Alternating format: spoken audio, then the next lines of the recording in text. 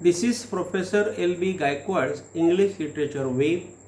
I am Professor L.B. Gayakawad is teaching today the topic Methods of Communication. This is my lecture 329, part 1st. Before going to the topic, I will request you to watch, like, subscribe and share my YouTube channel. The second request is that please see all these notes which I have put in the description box. Now we will turn to the topic. Methods of communication can be studied with the following modes. Means the following are the modes. It means that the following are the ways with which we will see now the communication, means the methods of the communication. The first is verbal communication. So remember, what is the verbal communication? This communication is done with words. Means remember, words are used. Means our mouth is used. Now I am talking, I am using the words and I am using my mouth. In this way, this communication means the verbal communication is done with words and phrases. Means we use the words and the phrases with our mouth. So is called the verbal communication, and that's why this method is called the verbal communication, which is done with our mouth and with the help of the words and phrases. When two persons talk with each other, the verbal communication takes place. Remember, to happen the verbal communication, to take place the verbal communication, there is the need of the two persons. Means one is speaker and the second is listener. Means when two persons are there, then this happens. This verbal communication can be or can happen through face-to-face position, then phone conversation, then through social media, that is WhatsApp, Facebook, Instagram and tweet. Remember, these are the ways, these are the methods, these are the, I will say, these are the communication platforms through which this verbal communication is done. So there is the face-to-face situation, means two persons come together and they talk with each other, that is the face-to-face situation. Phone conversation means two persons talk on the phone, that is the phone conversation, that is also the verbal communication, because this man talks with the second man and that second man talks with the first man, means that is the phone conversation. Then there is the WhatsApp, means through WhatsApp we exchange our thoughts with each other, that is the WhatsApp method, that is the verbal communication. Facebook, the same thing is there. Instagram, the images are used, and tweet, we tweet there, and that is the particular, again, verbal communication. Two lovers can chat verbally, two lovers can chat verbally, taking tea with each other in the restaurant. What is the point here? I will say, there are the two lovers and they are discussing in the canteen, or suppose they are discussing in the restaurant and they are talking with each other. This is the verbal communication, means they are using their mouths to talk with each other, and that's why this is the verbal communication. But what is this type? We can call it informal communication, means this is the informal communication. It means that they are talking their private things, they are very casually talking, they are very easily talking. That's why it is the informal communication.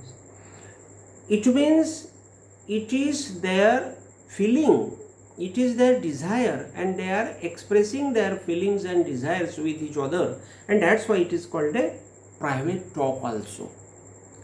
It is the informal, means there is no rule, regulations, there is nobody to tell them get up and go now out of this restaurant, nobody is there, means there are no rules and regulations, and that's why it is the informal, I will say the discussion, verbal discussion.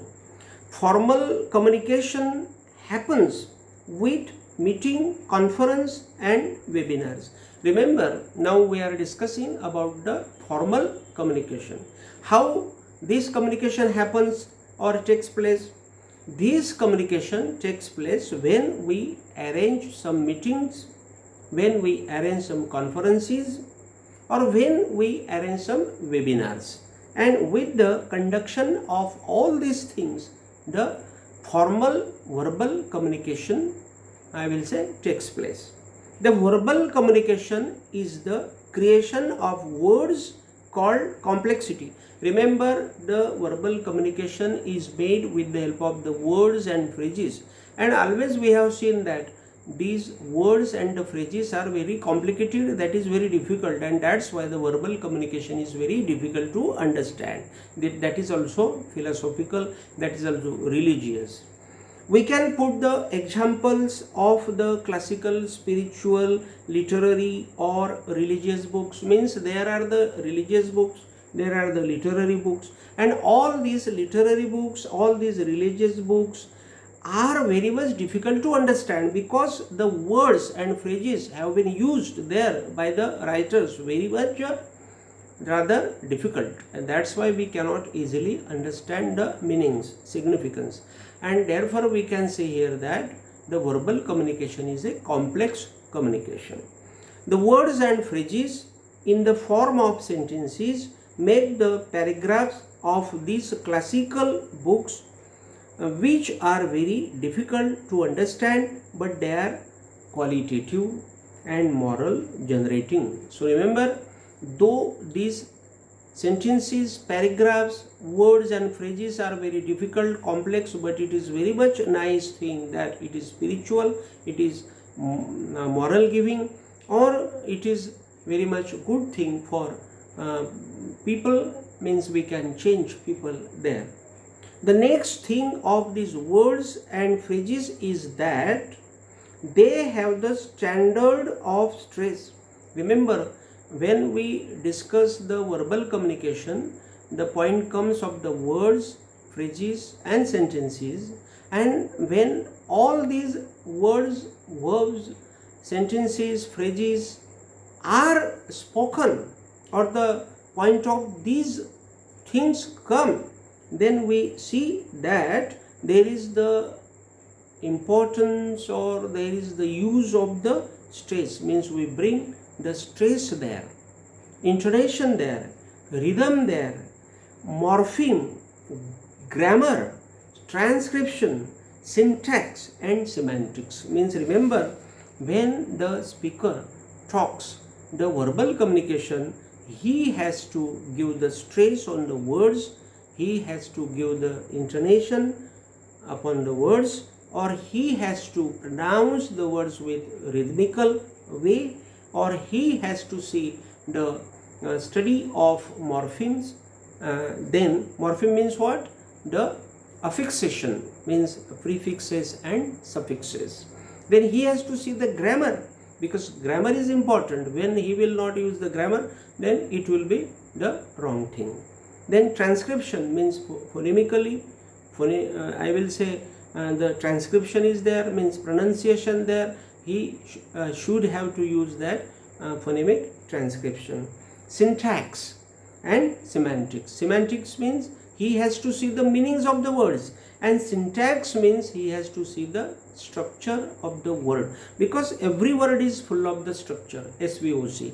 If the speaker is breaking the structure SVOC, then it will be the wrong thing, or if he is speaking without meaning, it is the wrong thing, and that's why he cannot change the syntax and semanticness of that particular words. All these aspects make words very difficult to pronounce.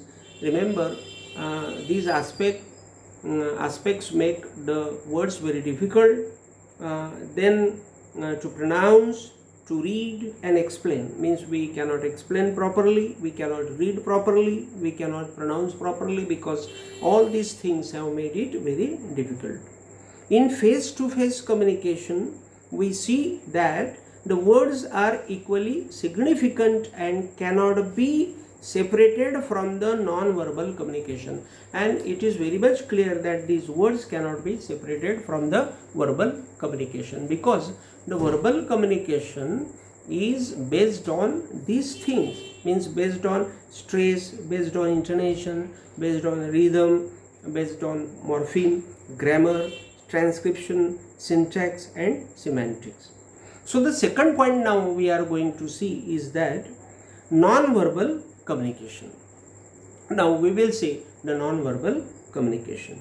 Non-verbal communication is not a verbal communication. Remember, the non-verbal communication and the verbal communication, these are the opposite things. Means verbal communication is there, which is done with our mouth, with words, phrases, because we speak them. And non-verbal communication, it means that we have no need of using our mouth, there is no need of words, phrases and sentences, and that's why non-verbal communication is not a verbal communication. It creates with body postures. Remember, body postures means our body's movements make this non-verbal communication, our gestures make this non-verbal communication, movements also of our body, everything is done by body, and body communicates all these things, and that's why this is the non-verbal communication, which is communicated by our gestures of body. Body communicates with people with its parts, then hands, eyes, face, nose, eyelids, means these are the parts of the body, and these parts convey the communication. Body never uses mouth to speak and a pen to write, so it is called the non-verbal communication. Remember, again the definition is here that the body cannot take our mouth to speak, body cannot take a pen to write, and that's why here this is the non-verbal communication, or which is not oral or written communication. Means oral means what? It is not spoken by mouth, and written communication means it is not written with the help of the pen, and that's why non-verbal communication is the communication which is not used with the mouth and with the writing of the pen. If you are there with your interviewer, you cannot convince him with your spoken and written communication. Remember, the point is that when you are there at the time of your interview and the interviewer is taking your interview, at that time you cannot explain the things by speaking and by writing, but you can impress that interviewer with your non-verbal communication more than talking and writing. Means when your body will do some actions or movements, then that interviewer will understand easily, but you cannot make him convince with your writing and speaking. That is the point. If your body does not respond properly, it may be possible you will not be selected. So remember, the main important thing is that if that body is not giving the response to the interviewer properly, means if that body has made some wrong movement, then that will be the bad impression upon the mind of that particular interviewer. So remember, the body postures means non-verbal communication is very much important at the time of the interview. Hence we know here that the non-verbal communication, that is the body postures, are very, very significant in our social life. So here today we have finished the topic methods of communication, and this is the lecture 329 and part first. Again we will be in front of each other with a new topic. Till then, thank you very much.